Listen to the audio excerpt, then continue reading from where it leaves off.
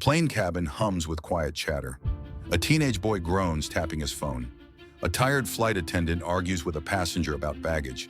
And in seat 16A sits an old man, silver hair, calm blue eyes, wearing a simple brown jacket with a faded Air Force patch stitched on the shoulder.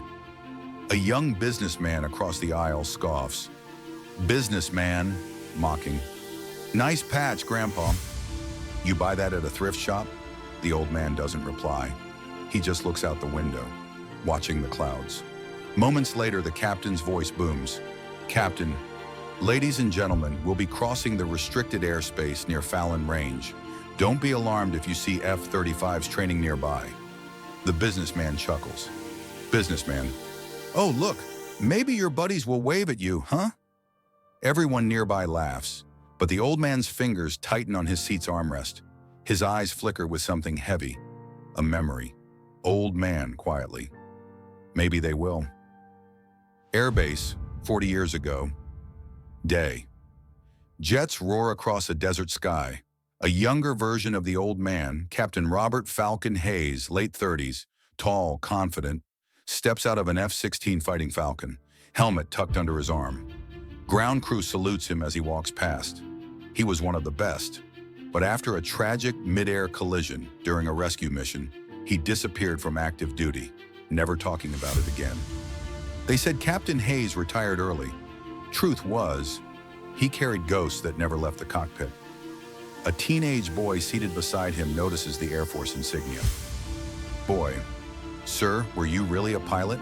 Old man: "A long time ago, when the sky was a little louder and the world a little quieter." The businessman overhears. Businessman laughing: "Yeah, right. Sure, you flew jets. Let me guess, Top Gun, right?" The old man gives no response, just a soft smile. But then, the plane shakes slightly. Out the window, two F-35s glide into view, flying close in escort formation. Gasps ripple through the cabin. Flight attendant: "What on earth are they doing so close?" The old man's eyes narrow. He whispers to himself. "Old man, call sign Falcon 16A. The lead F-35 pilot radios air traffic control. F-35 pilot. Tower, confirm civilian passenger, manifest for flight 227. We have a transponder signal tagged with a legacy call sign. Falcon 16A. Repeat, Falcon 16A. The tower pauses. A TC operator, VO. Stand by. Falcon 16A was the call sign of Captain Robert Hayes, Medal of Honor recipient, presumed retired.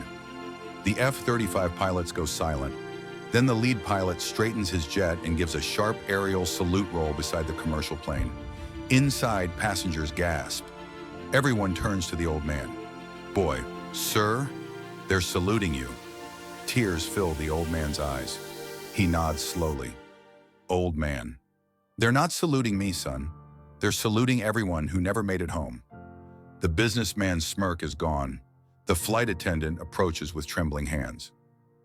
Flight attendant: "Sir, the captain would like to invite you to the cockpit. He says it's an honor."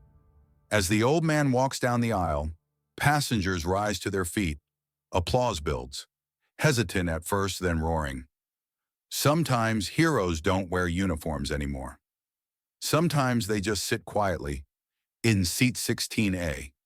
Cockpit view. The old man gazes out the windshield, watching the F-35s break formation with a final salute before disappearing into the clouds. As passengers disembark, the businessman stops him. Businessman: "Sir, I'm sorry." "I didn't know, old man." "That's all right, son. The sky forgives faster than we do." He walks away into the terminal, a humble silhouette carrying only a worn duffel bag. Behind him, the F-35s roar overhead, a final flyover tribute. Old photos of Hayes with his unit, faded medals, folded flags. They mocked him for his silence, but some silence carries more honor than any noise could ever match. Dedicated to the quiet veterans still among us.